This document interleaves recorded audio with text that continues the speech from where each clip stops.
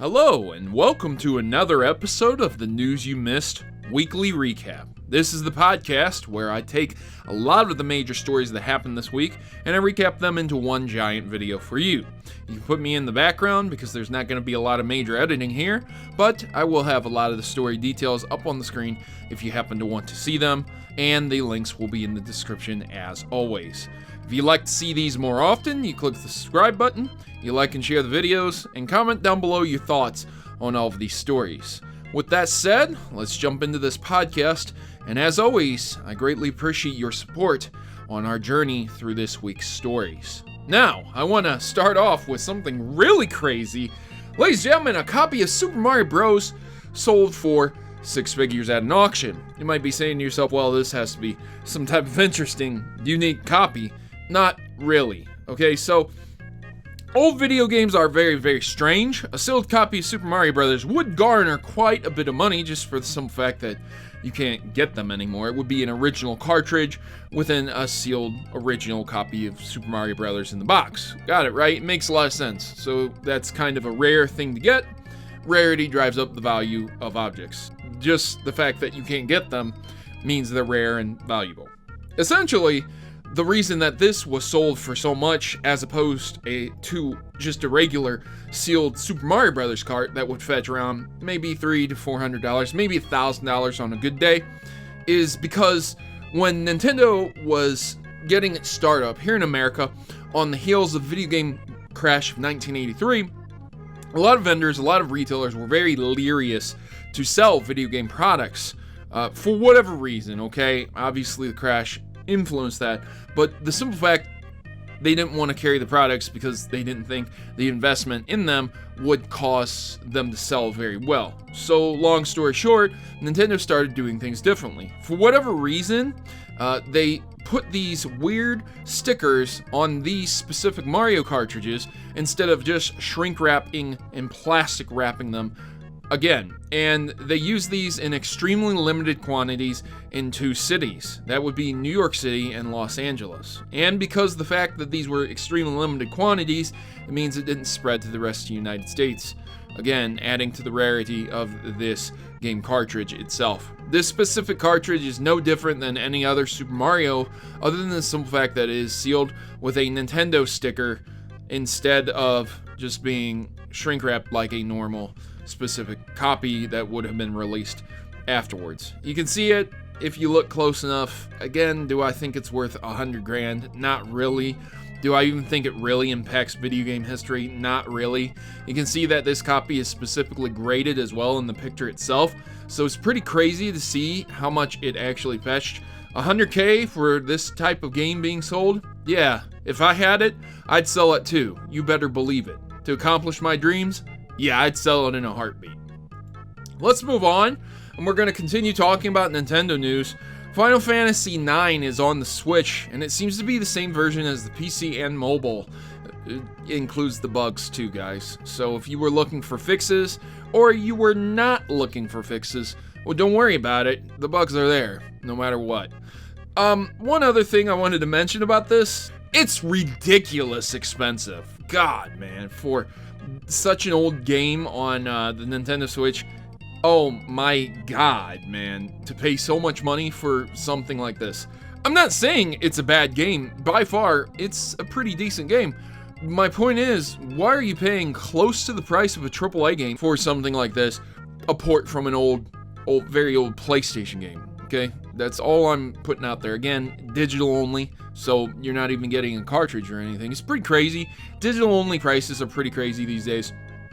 Nice to see that Final Fantasy is finally making its way over to a Nintendo console, something I never thought was going to happen, but we've already seen that with other Final Fantasy games. It's an expensive game that shouldn't be that expensive, and it comes with its bugs and glitches and problems. If you have the PC version, just stick to that. It's no different than the Switch version. Unless you're a massive fan and you like to play on the go, probably not going to be worth the initial investment. Tetris 99 is pretty interesting. This is a battle royale mode for none other than Tetris. Now you might be saying to yourself, there's no way. How do you have battle royale mode with Tetris? Well, essentially you're playing online with 99 other people, and you have to compete in a Tetris all-out Tetris mode with these 99 people. If you are the last one standing, you win. And there's 99 people who play with you live. So it's kind of difficult to get through this. I've ranked in 14th, but I've seen a lot of people come in first place. Tetris is a pretty fun game. There's a lot of heavy Tetris competitors out there. This game is supposedly going to be getting a lot more modes to it, which is cool, I suppose, I guess. It's a free-to-download game. As far as I've seen, there are no microtransactions, and there's nothing to actually keep it funded. So maybe these new game modes are going to include something that would keep funded. I'm not sure. There's no advertisements because, once again, it is on the Switch. So it's a free-to-play game, and you should download it if you have a Switch. Just give it a shot a couple times, even if you don't like puzzle games that much. I don't like puzzle games that much, and I'm extremely good at Tetris, so to say that I enjoy it, yeah, it's fun, it's enjoyable, but I'm not playing it for hours on end. Does that make sense? It's just a fun game to pick up and play for a couple rounds and then move on. Another game that is going to be coming out that people will probably play for several hours, though, would be Zelda Link's Awakening being remade for the Nintendo Switch. Now, this came out during the Nintendo Direct, as aforementioned with several of the other stories I've already stated, but the point of this is that they're remaking the Link's Awakening that was on the original Game Boy and Game Boy Color Deluxe versions. That is the DX version. So that's pretty cool. A lot of people have controversially said that the art style and the graphical stylings don't really look that good. There's a lot of debate on whether or not they actually like the way it appears. I'm erring on the side that I'm happy that this game is just getting a remake. I mean, there might even be hope for something like Zelda 2 being remade at this point in time if this is getting a remake, but I never thought this would ever be remade. I just never thought in a million years. I thought Link to the Past, Ocarina of Time, maybe, but Link's Awakening for Game Boy? No way, but it is. And to me, personally, I think the art style is endearing. It's very nice. Would I like to have seen it more updated with more realistic graphics? Absolutely. And if you would like to see some of those characters remastered with newer graphics, you can check out Hyrule Warriors on the Switch, as well as the Wii U, but if you use the Wii U version, you have to get the DLC. So I would strongly suggest checking out the Switch version. You can just look up YouTube videos, and you can see that there are characters from good old Link's Awakening in that game, DLC characters, which is really, really cool. I think that's awesome, and there is Koland Island as well in that game. So if you'd like to see a more realistic version, I suppose, I don't know, maybe a more 3D-esque version, you can check that out. But as it stands, I really appreciate the graphical stylings just for the simple fact that this game is being remade. So there's that. But Super Mario Maker 2 is coming to the Switch in June, which puts another nail in the coffin of the Wii U. A lot of people are going to keep their Wii U, obviously. You're not going to throw away a Nintendo console just because it's out of style, but it does add to the lack of games that you actually need to play on it, because if you get Mario Maker 2 for the Switch, there's likely going to be little to no reason to go back to the Wii U version. So, this is cool. There's not really much else to say about it. I mean, have you ever played Mario Maker? Well, look, you got a more updated version. That's cool. That's really, really nice. And it seems to have a lot more updated things available for it. So that's also really, really cool. I don't know if you're going to enjoy this as much as the good old Wii U version, but I would assume if they're going to build off that one and just add more, then it'll probably be a very, very, very good game. Probably be just as good as the original. And as we continue on with that Nintendo Direct, there was also shown the next wave of Nintendo Amiibos that would be Young Link, Ken, and Daisy.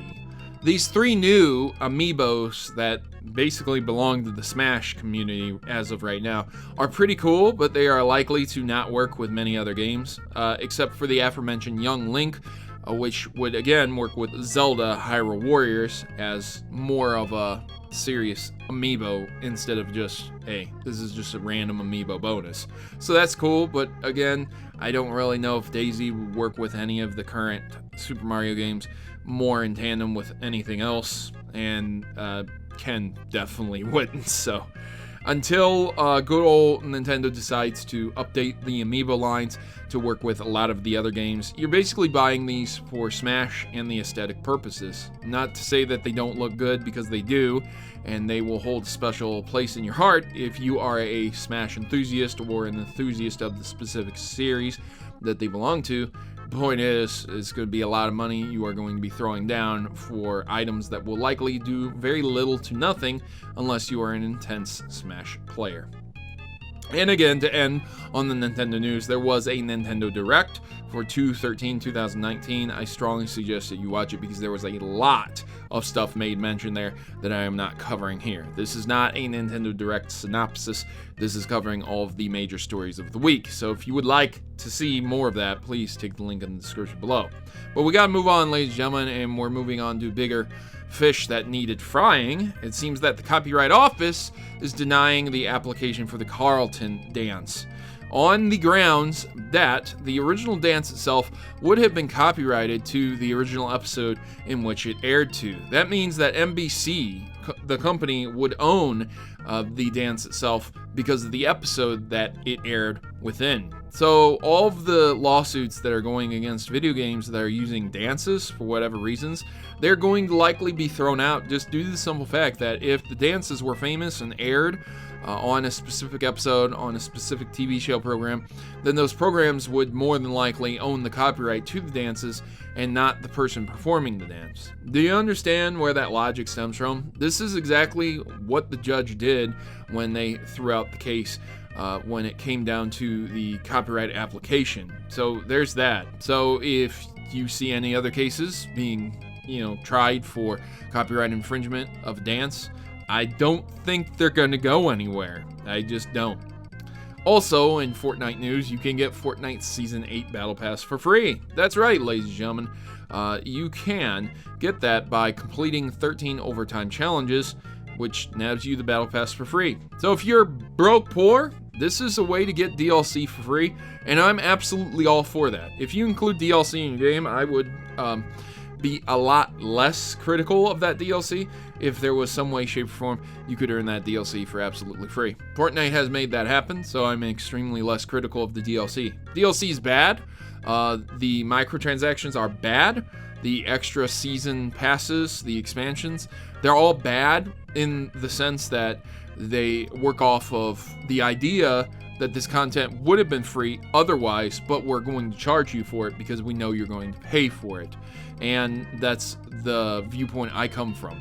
I would rather just pay for an expansion straight up and get what I'm going to get versus using microtransactions or gambling with loot boxes and things like that. So it's really nice to see that Fortnite is doing this for their players. Say what you want about Fortnite, but that is something that's very, very good that a lot of companies should probably try to implement as well. Hey, I covered Amazon's questionable MMO that has you colonize the quote-unquote New World and how it is a great white fantasy. If you guys didn't see that video, I'll go ahead and link off it. But once again, the New World MMORPG developed by Amazon Studios was panned greatly by Polygon. Wow, shocker there. For being a very, very racial... God, I still can't say it. I still can't even read the article without choking up and rehearsing it several times. They are asserting that this game is extremely racist just due to this simple fact that this is more historically based, i.e. Europeans came over to colonize certain countries and they killed the indigenous people. But this game doesn't have indigenous people, therefore they weren't being racist. And instead, this game has some weird zombies. So there's really nothing racist about this game, other than the simple fact that this person, whoever wrote this article, said it was a great white fantasy because people are colonizing places and you're able to play a video game where you colonize places. So there you go. It's very pathetic. It's a joke, and once again, Polygon seeks the clicks for the views instead of, actually doing some due diligence and journalism. Because at the end of the article, this guy says he really enjoys the game, but then slams Amazon for being involved in some grimy practices, some, unethical labor laws and things like that. And in some way, shape, or form, he doesn't seem to realize that he probably benefited from that as well, because China enslaved labor, and he wrote this on a computer, which was probably built in some way, shape, or form from slave labor in China. I'm just saying, just throwing it out there, guys. This is a little bit hypocritical. Also, this article has some pretty terrible grammar mistakes in it that my comment section pointed out. So there you go. If you want to read it, you go ahead and read it and get yourself a nice brain tumor. We're going to move on to some new game releases. It seems that Far Cry New Dawn has released. A lot of people kind of like it. They've said it's very, very predictable, more of the same, but it's bright, colorful, and a pretty decent game. If you're a Far Cry fan, you'll probably really, really like it. You can check into the reviews. You can see the footage on YouTube. But again, if you're a Far Cry player, you probably know exactly what to expect in Far Cry. Crackdown 3 disappointed quite a lot of people, unfortunately. It did get it around a 6 to 7 out of 10. Some people gave it lower scores, some people gave it higher, but generally speaking, it sits around the 6 to 7. Therefore, a lot of people have seen it as more of a mediocre video game, especially places like Game Informer and not so much like just Kotaku and Polygon, where they're extremely biased and slam games for silly racism in their opinion.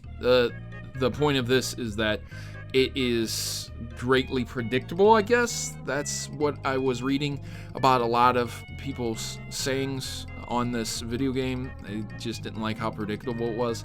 I don't know if that's just official reviewers and how official reviewers felt, or the collective community, because the collective community can say what they want. Anyone can say what they want, and there's always going to be people who are going to bomb reviews for various reasons. But it's a shame that a game that took so long to develop, from 2007 in the initial good old Crackdown, to now, 2019, and it just didn't turn out that well. I'm not saying it's a bad game, because 6 to 7 out of 10 is pretty average rating, not bad at all. Definitely not a 5 or a 4 out of 10, but, you know, again, some people's opinions, higher, lower, you can go ahead and check into it yourself. But if you were looking for Crackdown 3 to be Game of the Year material, I guess it's not going to happen. Jump Force, again, was a very huge disappointment to a lot of anime fans, and a lot of fighting game enthusiasts. Not that the fighting itself was bad, but rather that the fighting game enthusiasts were looking for something a little bit more, and again, it does a lot of stuff that's very, very negative, I guess. I don't really know, to be perfectly frank, because I'm not really sure what a lot of people were expecting out of it. But I've heard a lot of people say that's some hot garbage right there that does a lot of pandering, and it's not good. Some of the graphics just don't appeal. They look plasticky, they look frozen in place, things like that. I don't know. Again, I come from an era where the graphics were two-dimensional. So to me, the graphics look okay, acceptable at the very least. But, you know, other people could be different, and you could too. Some of them don't look the best, but I've seen way, way worse out there. So depending on how you feel about anime and fighting games will definitely shift how you feel about this game. Tell me what you thought about Jump Force in the comments. I'm very interested to hear some more opinions. And finally, Metro Exodus was a pretty decent game, I suppose. They had a launch trailer that went along with it, but a lot of people are giving it a pretty decent rating. So if you guys were worried about how Metro Exodus turned out and you're a big Metro fan, don't worry about it. It wasn't one of the most awful games to ever come out. It's a pretty decent game, even though it is kind of exclusive to a certain storefront, but we won't get into that because we got to jump right into something that's even worse than games being exclusive to storefronts. Evo in Japan cuts sexual Dead or Alive 6th stream short and then issues an apology. So you might be asking yourself, what in the world happened here? So this was during Evo, a big fighting game kind of get together, the thing that centers around fighting games. Evo's kind of big. It was Japan 2019, and again, this was streamed on many platforms, one of the biggest being Twitch itself. When the stream started itself, there were people displaying this game, and they had two Japanese ladies modeling. I suppose they would be Japanese, I don't know, maybe they are something else, so I apologize if I got that wrong. And they were bouncing their breasts up and down while they were doing it, and showing their booties bouncing up and down to simulate the physics that happen within the game. Okay, so not too many people got offended by that. this is a game series that fringes on the edge all the time. But what really was the biggest egregious action is when they were showing off the camera mode and how the host who was demoing the game itself was showing how you can take pictures of fighters in very, very hilarious positions, I would say. Not necessarily negative, but I mean, this guy is shoving his face in this woman's crotch, and he is really getting into it.